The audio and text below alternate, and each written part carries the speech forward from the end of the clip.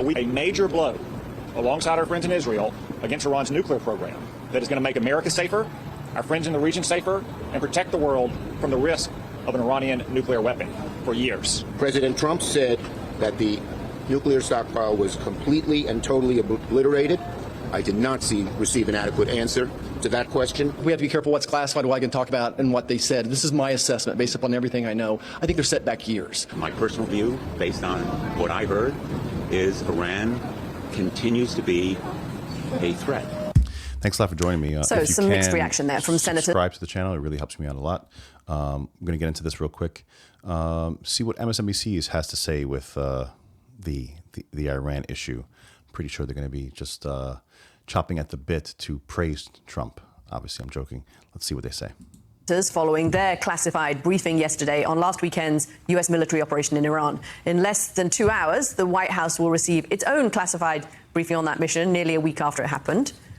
Joining us now, the House will receive. Joining us now is Congressman Raja Krishnamurthy of Illinois. He serves on the House Intel and Oversight Committees. Congressman, what are the outstanding issues that you would like resolved in that briefing? What are the things you feel you still don't know, the specifics of what you still don't know? Well, I think we don't know where hundreds of kilograms of enriched uranium is. We don't know about other unaccounted for facilities that could weaponize that uranium. I think what people agree on is we cannot have Iran with a nuclear weapon. We must end the nuclear weapons program. But what appears to be outside of dispute today is that that program has not been ended. And therefore, in my humble belief, we have to go to the negotiating table and end it because, as we saw last week, a military solution is not sufficient to end that program. Congressman, is there a possibility? I'm not sure how we saw that. I mean, that's what he's saying. But, you know, does he have evidence to the counter? He's just saying that he hasn't been shown sufficient proof that it has. How can you prove something, you know, that's under, you know, 50 miles of rock? I'm sorry, 50 feet of rock. You know, I mean, if these weapons went into these underground facilities and exploded them from beneath the earth, I mean, how are you going to get that intel? You know, like unless you send somebody there to dig it all out, and why would you do that? Obviously, if their intelligence was sufficient to know that these were the facilities that were enriching the uranium or had other, you know, whether it be devices or plans or centrifuges or whatever is necessary to enrich the uranium, that's the intel that we had. Is he saying that the intel was wrong and that those were not the, you know, the number one sites that we had to get rid of? It just seems like he's like spinning his wheels here to try to shift the narrative and to say that this wasn't sufficient, so we got to do something else. That we're dealing in semantics here. I mean, the president muddied the waters by using this word obliterated, which has then been picked up by the. I'm not sure how that's muddying the waters. You know, he's saying what he believes. I don't know why that's muddying the waters. Secretary of Defense, but it does look like the subsequent intelligence reporting, not just from the United States, but from the IAEA, from the Israelis, other international sources, does show that there was significant damage done to the Iranian nuclear capacity. So are we sort of picking at hairs a little bit at this stage? Does it look like that initial low confidence report may have underestimated the damage that was done to the sites? Not necessarily. I think we could have multiple things true at the same time. Certainly those facilities that are above ground were severely damaged. You might even say they might have been obliterated. However, the uranium that was stored there, hundreds of kilograms, has not been accounted for. How can it be accounted for if it's under there? What are you going to do? Let's see if he gets to that point. I highly doubt it.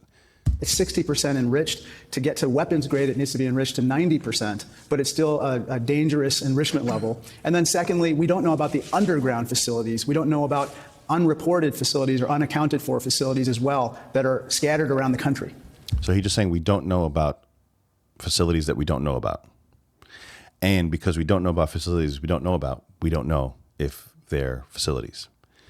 Like what are we doing here? It's a merry-go-round. You know, it's never going to be good enough. It's never going to be. I mean, in my personal opinion, we set them back.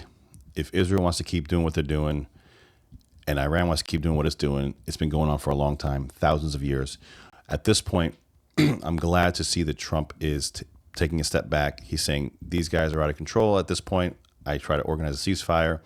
I did what Israel wanted. We took out these centrifuges. We took out the facilities that were most problematic for the Israelis, and they still want to go. So screw them at this point. And I agree. So, Congressman, following up on this, as we await the briefing in a few hours' time, what are your concerns, not just, as we discussed earlier, that the administration might be limiting the intelligence sharing, but rather shaping the intelligence sharing, particularly pushing pressure from the White House on various agencies to, frankly, produce intel that Donald Trump would like?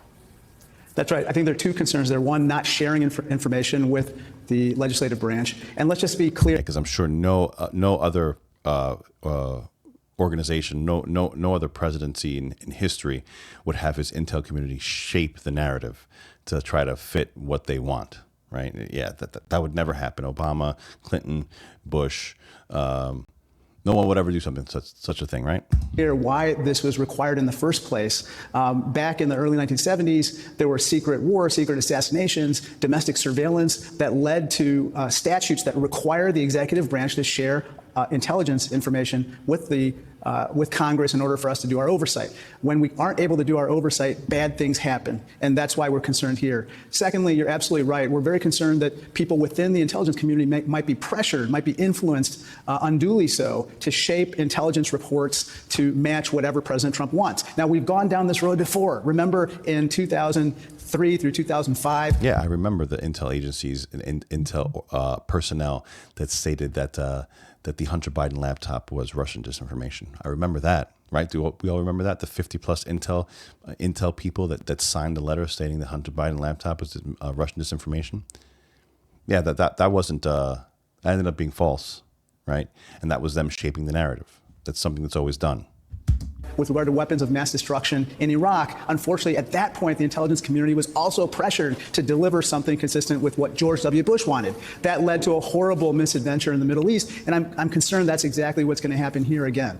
So, Congressman, on a related note, the other layer of transparency or oversight, if you will, of course, the job of the free press. And it was striking yesterday at the Department of Defense that Secretary Hegseth, who's already really curtailed press access throughout the Pentagon since coming to office back in earlier this year, but spent most of his time yesterday in a screed against the media's coverage of this. And he and the president have mentioned some reporters by name. What is your fear there about the intimidation and lack of access?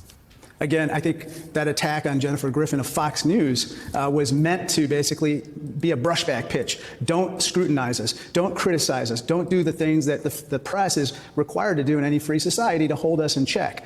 And so I hope that you folks continue to do the good work that you do. Yeah, I'm pretty sure the media has been trying to hold Donald Trump accountable for the past 10 years, essentially, right? Since he came down the escalator.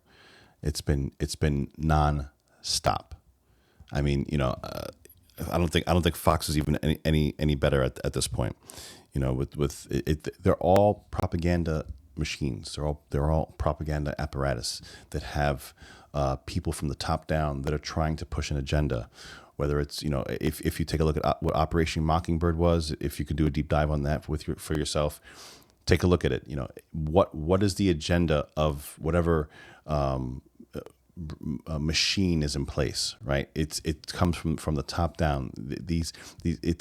It's through all walks of life. Every country has this. We're no different. We're not special. If anything, we're more propagandized because we're so. What good is it to propagandize a poor country? What can you get out of that? If you can propagandize a very rich and wealthy nation and get them to go towards a certain direction, that could be extremely beneficial for many people. And that's, unfortunately what we see over and over again when it comes to the mainstream media. But I think this was intentional, again, along the lines of what they're saying with leaked information. They say that this information that came out in the DIA assessment was somehow leaked, and therefore they're not going to share information with Congress. Well, look, we have to pursue leaks, of course, but my concern here is that they're trying to suppress facts, not just suppress leaks, and that's dangerous. Congressman, I want to stick with oversight for a second here because Robert Garcia is now the ranking member on the House Oversight Committee. And this is notable not merely because of his personal accomplishments, but because of his demographics. We're talking about a 47-year-old, the least tenured ranking member. What does this indicate to you about something larger, about what is trending and what people have been calling for in terms of turnover on the committee and in Congress?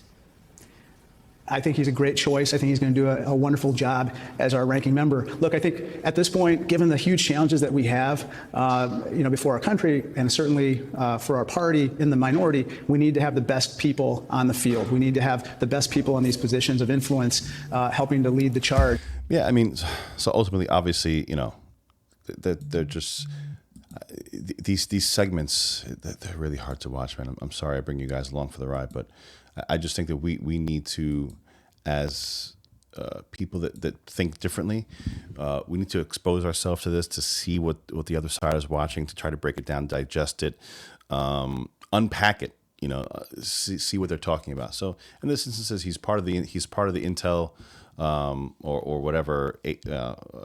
He's supposed to be getting briefings, and he's not happy with the briefings or whatever. It's kind of nonsense again. How are you going to verify what's been blown up underground? Who the hell knows? And then the other part is essentially him saying that, there are these facilities, or are there facilities that we don't know of that need to get put in check, and they have to be brought to the negotiating table. I'm very leery of just any further activity. I just want to be out of this game.